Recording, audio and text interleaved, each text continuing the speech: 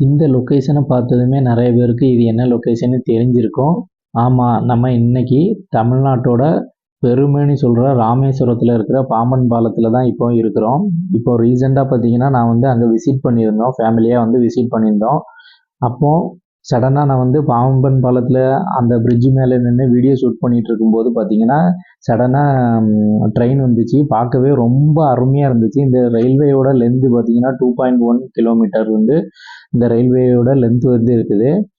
பார்க்குறதுக்கு பார்த்தீங்கன்னா இதில் வந்து ரயில் கிராஸ் ஆகி போகும்போது பார்த்தீங்கன்னா அவ்வளோ அருமையாக இருக்கும். ரொம்ப ஸ்லோவாக தான் மூவ் ஆகி போகும். எல்லா பேருமே பார்த்தீங்கன்னா இந்த பக்கம் இருந்து அதை தான் வீடியோ எடுத்து ரொம்ப ரசித்து பார்த்துட்டு இருந்தாங்க. நீங்களும் ராமேஸ்வரம் விசிட் பண்ணிங்கன்னா கண்டிப்பாக ட்ரெயின் வர்ற டைமில் அந்த இடத்த மிஸ் பண்ணிடாதீங்க.